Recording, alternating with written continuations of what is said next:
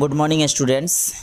Chapter number 2 page number C19 civics में आप निकाल लेंगे और ये सेकंड चैप्टर है पेज नंबर 19 और ये लास्ट टॉपिक है इस चैप्टर का। In what ways does the Indian state function as secular. तो किस तरीके से भारत अपने धर्मनिरपेक्ष सिद्धांतों का या जो उसमें आदर्श बताए गए हैं उन आदर्शों का वो पालन करता है। The Indian state function in various ways to carry out the mandate of the constitution and to the prevent the domination of the one community over other. धर्मनिरपेक्ष आदर्शों के पालन करने के लिए तथा एक कम्युनिटी का दूसरे कम्युनिटी पे जो दबाव होता है यानी कि जो बहुसंख्यक लोग होते हैं उनका दबाव होता है, तो उन दबाव को रोकने के लिए राज्य कई तरह के काम करता है। तो उन्हीं कार्यों के बारे में हम लोग जानेंगे। तो सबसे पहला जो कार्य है, the state does not support any religion, यानी कि राज्य किसी भी धर्म विशेष को समर्थन नहीं करता। None of the three branches of the government is supposed to promote or discourage any religion। अब इसमें क्या है कि चाहे सरकार का कोई भी अंग हो, जैसे कि आपको बताया गया ना कि सरकार के 3 अंग होते हैं, तो सरकार के कोई भी 3 अंग जो हैं उनमें से किसी से भी ये उम्मीद नहीं की जाती है कि वे किसी धर्म विशेष को प्रोत्साहित करेंगे या फिर किसी धर्म विशेष को हतोत्साहित करेंगे, उसको डिस्करेज करेंगे। The Indian state is not ruled by the particular religious group, meaning thereby that neither the central nor the state government is formed only by the representative of a particular religious group। तो इसमें क्या है कि कोई भी state किसी विशेष धार्मिक वर्ग द्वारा शासित नहीं होता है। यहाँ कोई भी स्टेट कहने का मतलब होता है कि भारत से मैं बता रहा हूँ, भारत के लिए है कि कोई भी राज्य जो है किसी विशेष धार्मिक वर्ग द्वारा शासित नहीं होता है, यानी कि कोई धर्म विशेष का व्यक्ति इस पर शासन नहीं कर सकता। जिसका अर्थ ये है कि न तो केंद्रीय और न ही राज्य सरकारों का गठन केवल किसी धर्म विशेष के प्रतिनिधियों के द्वारा किया जाता है ना। यानी कि कहने का आशय ये है कि न तो केंद्र सरकार में और न ही राज्य सरकार में किसी का भी गठन केवल किसी धर्म विशेष के प्रतिनिधियों द्वारा किया जाए, ऐसा नहीं होता है। Moreover government officers, secretariats and government schools are not suppose to promote any particular region. अब उसमें क्या है, इसके अतिरिक्त जैसे कोई भी सरकारी संस्थान को ले लीजिए, जैसे कि ऑफिस है, सचिवालय है, सरकारी स्कूल है, इन आदि से किसी भी तरह से अपेक्षा नहीं की जाती है कि वो लोग मतलब किसी खास धर्म को प्रोत्साहित करें। यानी कि इसमें स्कूल भी आता है, दफ्तर भी आता है, सचिवालय भी आता है कि किसी भी तरह के धर्म विशेष को प्रोत्साहित वो नहीं करेगा। The Indian government declares most religious festivals as public holidays in order to enable people of different communities to celebrate this festival with full liberty। तो इसमें क्या है कि भारत सरकार अधिकांश जो रिलीजियस फेस्टिवल होता है, धार्मिक त्यौहार होता है, उस पर सरकारी अवकाश घोषित करती है, यानी कि सरकारी छुट्टी घोषित होती है, जिससे विभिन्न समुदायों के लोग एकदम आज़ादी पूर्वक इन त्योहारों को सेलिब्रेट कर सकें। दूसरा जो है टॉपिक वो नॉन इंटरफेरेंस है ना, यानी कि इंटरफेयर नहीं करना है, किसी भी तरह का ये हस्तक्षेप नहीं करना है। नॉन इंटरफेरेंस यानी कि हस्तक्षेप इसको कह सकते हैं। The state ensures secularism by not interfering in the religious affairs of any community. राज्य किसी भी धार्मिक समुदाय के जो धार्मिक मामले हैं उसमें हस्तक्षेप न करके धर्मनिरपेक्षता को सुनिश्चित करता है। यानी कि किसी भी तरह के किसी लोग का अगर कोई धार्मिक मामला है तो उसमें राज्य सरकार या केंद्र सरकार किसी भी तरह का हस्तक्षेप नहीं करती है। और the state respect the religious sentiments of people of every religion. राज्य क्या करता है कि प्रत्येक धर्म के मानने वाले लोगों की धार्मिक भावनाओं का कद्र करता है। जो भी धर्म हो, चाहे हिंदू हो, मुस्लिम हो, सिख हो, ईसाई हो, सभी धर्मों के जो भावना है, उसके इमोशन है, उसके इमोशन का आदर करता है। The state makes arrangement to facilitate pilgrimage to the holy places and take out religious processions without any discrimination or prejudice। तो राज्य बिना किसी भेदभाव के, कोई भी भेदभाव नहीं करना है, अथवा किसी भी तरह का मतलब मन में अगर किसी तरह का पूर्वाग्रह है तो उसको लेकर तीर्थ या स्थलों की यात्राओं के लिए सुविधाएं प्रदान करता है कि किसी भी तरह की भेदभाव नहीं होनी चाहिए, किसी भी तरह का पूर्वाग्रह नहीं होना चाहिए। और जो तीर्थ स्थल जाने के लिए यानी कि धाम जाने के लिए राज्य सरकार राज्य क्या करती है कि सुविधा प्रदान करती है। ये सारी बातें संविधान में लिखित हैं, यही चीज़ मैं आपको बता रहा हूँ कि सारी बातें संविधान में लिखी गई है। तो इसमें क्या है कि however the state gives special concession for particular religious communities, फिर भी राज्य कुछ विशेष धार्मिक समुदायों के लिए विशेष छूट भी देता है। कुछ ऐसे धार्मिक समुदाय जिससे कि किसी भी तरह की बदनामी ना हो सरकार की, जैसे कि जो अल्पसंख्यक समुदाय हैं, जैसे कि मैं आपको पहले भी बताया था क्लास में कि जैसे कि अगर हज करने जाना है तो हज करने के लिए हमारी सरकार जो होती है पूरी तरह से अनुदान देती है यात्रा करने के लिए, यानी कि सब्सिडी देती है। लोग सरकारी पैसे से हज करने जाते हैं जो विशेष समुदाय के लोग हैं। और इसके बाद से अगर जो बहुसंख्यक समुदाय है तो उसके लिए राज्य सरकार किसी भी तरह का विशेष छूट नहीं देती है।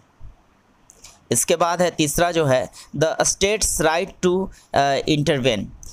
इसका मतलब हो गया कि राज्य का हस्तक्षेप करने का अधिकार। अब राज्य का हस्तक्षेप करने का अधिकार किन मामलों में है मैं आपको बता देता हूँ। Our constitution does not talk to complete separation of state and religion.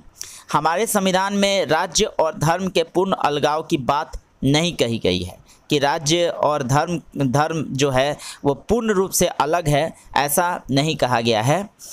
Religious freedom does not mean that the state will not be able to make a law for social reform, even though some social custom may have assumed a religious form। अब धार्मिक आज़ादी का मतलब ये नहीं होता है कि राज्य सामाजिक सुधार के लिए कोई कानून नहीं बना सकेगा, यानी कि समाज के हित में अगर कोई ऐसी रुकावट आती है धर्म को लेकर तो उसके लिए राज्य सरकार उसमें हस्तक्षेप कर सकती है, कानून बना सकती है, भले ही वो किसी सामाजिक प्रथा ने धार्मिक रूप ले लिया हो, है ना। यानी कि बहुत ही पुरानी प्रथा चली आ रही है और उसको वो धार्मिक रूप ले लिया हो तो राज्य उसके लिए कानून बना सकता है। जैसे कि मैं आपको बता देता हूं कि पहले वाला जैसे कानून है कि जैसे कि बाल विवाह होता था धर्म में कि हिंदू समुदाय में ऐसा बाल विवाह एक आम बात थी बहुत पहले। इसके बाद से ये क्या कहते हैं कि विधवाओं का शादी ना होना, लेकिन सरकार ने ऐसा कानून बना दिया है कि विधवाओं की शादी पुनः की जा सकती है। तो वो भले ही उनका धार्मिक मामला है लेकिन धार्मिक मामले होने के बाद भी राज्य ने उसमें हस्तक्षेप किया है। साथ ही साथ अभी हाल के न्यूज़ में भी मैं आपको बता देता हूं कि मुस्लिम धर्म में ही ट्रिपल तलाक को लेकर बातें होती हैं, तो उसमें भी राज्य ने क्या किया है, कानून ऐसा लागू कर दिया है कि कोई भी अब ये मतलब 3 तलाक नहीं दे सकता। तो वो भी उनका धार्मिक मामला है लेकिन फिर भी राज्य ने उसमें हस्तक्षेप किया। तो इसके बाद से तो यही मैं बताना चाहता हूँ कि उसमें ऐसा नहीं है कि उसमें राज्य या केंद्र सरकार जो भी है वो हस्तक्षेप नहीं कर सकती। इसके लिए केंद्र सरकार ही उत्तरदायी होती है, राज्य सरकार की बात नहीं हो रही। चूँकि राज्य की बात बार बार आ रही है इसलिए मेरे मुँह से निकल जा रहा है राज्य सरकार। इसके बाद है this right of religious freedom does not prevent the state from opening the gates of all Hindu institution for all the Hindus। तो उसमें क्या है कि धार्मिक स्वतंत्रता का यह अधिकार राज्य को सभी हिंदुओं के लिए हिंदू धार्मिक संस्थानों के दरवाजे खोलने से नहीं रोकता। मतलब धार्मिक स्वतंत्रता का यह अधिकार जो है, ऐसा नहीं है कि सभी हिंदुओं के लिए हिंदू धार्मिक संस्थान के दरवाजे खोलने से रोकता है, मतलब खोलने से नहीं रोकता है। और इसमें similarly untouchability has been declared as a punishable offence by the constitution. इसी प्रकार संविधान द्वारा छुआछूत को दंडनीय अपराध घोषित किया गया है, क्योंकि बहुत पहले भारतीय समाज में छुआछूत वाली भावना होती थी, यानी कि लोअर कास्ट अपर कास्ट को लेके काफ़ी ज़्यादा भेदभाव होता था। तो इसके लिए सरकार ने भी दंडित करने का प्रावधान बनाया है। इसके बाद है state intervention can also be in the form of support. अब इसमें क्या है कि राज्य का हस्तक्षेप सहायता के रूप में भी हो सकता है। ऐसा भी हो सकता है कि राज्य सपोर्ट के रूप में आपको हस्तक्षेप करे। Religious communities have been granted the right by the Indian Constitution to set up their schools and colleges. The state also gives them financial aid without any discrimination. तो भारतीय संविधान द्वारा धार्मिक समुदायों को अपने स्कूल एवं कॉलेज खोलने का अधिकार दिया गया है। जैसे कि ऐसा नहीं है कि अपने समुदाय हम लोग जैसे कि हिंदू समुदाय के लोग हैं, मुस्लिम समुदाय के लोग हैं, तो वो अपने संस्था को नहीं खोल सकते हैं। जैसे कि मुस्लिम समुदाय के ही लोग हैं तो वो लोग मदरसा चलाते हैं। उसी तरह से आप ये देख सकते हैं कि आरएसएस का भी स्कूल है तो वो भी अपना चलाता है, एक तरह का हिंदू संस्था है। तो उसमें धार्मिक समुदाय को अपने स्कूल खोलने का, कॉलेज खोलने का अधिकार दिया गया है। और इसके बाद से जैसे मैं आपको बता देता हूँ कि बनारस में ही हिंदू विश्वविद्यालय BHU जिसको बोलते हैं, तो वो हिंदू विश्वविद्यालय यानी कि हिंदू संस्था ने, हिंदू धर्म की संस्था ने उसको खोला है। उसी तरह से अलीगढ़ मुस्लिम यूनिवर्सिटी, तो वो भी एक मुस्लिम संस्था है।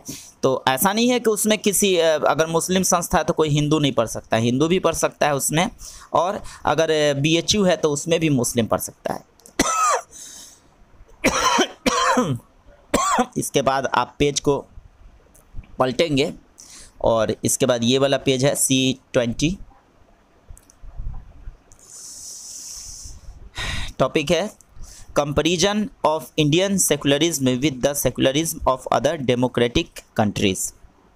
इसका मतलब ये हुआ कि अन्य लोकतांत्रिक देशों की धर्मनिरपेक्षता से भारतीय धर्मनिरपेक्षता की अब हम कंपेयर करेंगे, तुलना करेंगे। जैसे कि अन्य लोकतांत्रिक देश, अब जानते ही हैं कि दुनिया में दो सबसे बड़े लोकतांत्रिक देश हैं, एक भारत और एक अमेरिका। तो the objective of Indian secularism are similar to those of other secular democratic countries. For example, the US contribution the objective of Indian secularism are similar to those of other democratic countries.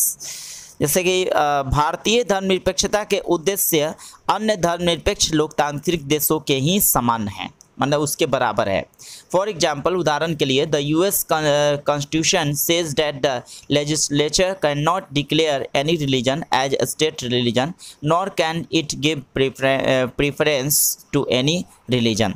जैसे अमेरिकी संविधान, America में जो संविधान है उसमें ये कहा गया है कि विधानमंडल किसी धर्म को राजकीय धर्म घोषित नहीं कर सकेगा, है ना, कि विधानमंडल किसी भी धर्म को राजकीय धर्म घोषित नहीं कर सकेगा, न ही यह किसी धर्म को वरीयता या प्रायोरिटी दे सकता है। इसके बाद है आपको कहाँ गया, फॉर एग्जाम्पल US कॉन्स्टिट्यूशन, ये तो बता दिया। For example the US constitution says the legislature can, ये तो बता दिया। कहाँ गया, in the USA, the separation between a state and religion means that neither the state nor religion can interfere in the affairs of one another. अब जैसे कि संयुक्त राज्य अमेरिका में राज्य और धर्म के अलग का अर्थ है राज्य और धर्म दोनों में से कोई भी एक दूसरे के मामले में किसी तरह का दखल अंदाजी नहीं कर सकते हैं, है ना। मतलब अमेरिका में ऐसा कहा गया है कि अगर धर्म और धर्म की मामला है, राज्य की मामला है, तो दोनों ही एक दूसरे के मामले में किसी भी तरह का दखल अंदाजी नहीं करेंगे। However there is one way in which Indian secularism differs from the secularism as practised in the United States of America. लेकिन एक मामले में क्या है कि भारतीय धर्मनिरपेक्षता संयुक्त राज्य अमेरिका की धर्मनिरपेक्षता से अलग है। कैसे अलग है? तो कैसे अलग है? There is a strict separation between religion and the state in the USA, as a result of which the US government can not interfere और intervene in religious affairs in any condition. अब उसमें क्या है कि America में धर्म और राज्य के मध्य पूरी तरह से अलगाव है, यानी कि धर्म और राज्य दोनों के बीच में एकदम मतलब एक दीवार है, अलगाव है, जिसके कारण वहाँ की सरकार धार्मिक मामलों में किसी भी दशा में, चाहे कोई भी दशा हो, उसमें इंटरफेयर नहीं कर सकती है, बिल्कुल नहीं कर सकती है अमेरिका में। However the Indian state ended the rigidity of the Hindu caste system in order to establish social justice in India and declare untouchability a punishable offence. तो लेकिन भारत में हमने देखा कि भारत में सामाजिक न्याय की स्थापना के लिए क्या है कि राज्य ने हिंदू जाति व्यवस्था की कठोरता को समाप्त कर दिया, कि राज्य में मतलब समाज को न्याय मिल सके, सभी को एक बराबर नज़रों से देखा जा सके। तो इसके लिए क्या किया है कि हिंदू की जाति व्यवस्था की जो कठोरता थी बहुत पहले, उसको समाप्त कर दिया है और छुआछूत को दंडनीय अपराध घोषित किया गया है। जो लोग मतलब छुआछूत की अगर गलती करते हैं, किसी से मतलब भेदभाव करते हैं, तो उसके लिए प्रावधान है सज़ा के लिए। कंक्लूजन अब है निष्कर्ष। तो thus on the basis of above we can say that India is a secular state and tries to prevent domination of one community by another। तो उपरोक्त आधार पे हम ये कह सकते हैं कि भारत एक क्या है कि धर्मनिरपेक्ष राज्य है और एक समुदाय के दूसरे समुदाय पे वर्चस्व को रोकने का कोशिश करता है। The fundamental rights guaranteed by the Indian Constitution are based on the principles of justice and equality। अब भारतीय संविधान द्वारा दिया गया जो मौलिक अधिकार न्याय और समानता के सिद्धांतों पे बेस्ड है। अब है however these rights are often violated। It is essential to make the administration efficient to prevent the frequency and recurrence of those violations। तो ऐसा बार बार और जल्दी जल्दी न हो, इसके लिए प्रशासन को क्या करना होगा कि कार्य कुशल बनाने की ज़रूरत है। मतलब प्रशासन को क्या सही तरीके से बनाए, यानी कि जो प्रशासनिक व्यवस्था हो वो कुशल तरीके का हो, ऐसी ज़रूरत है, ताकि किसी भी तरह का मतलब ऐसी घटनाएं जो हैं बार बार ना हो, यानी कि किसी एक समुदाय का दूसरे समुदाय पे जो वर्चस्व होता है वैसी घटनाएं भारत में भी ना हो। तो ये आपका चैप्टर कंप्लीट हो गया।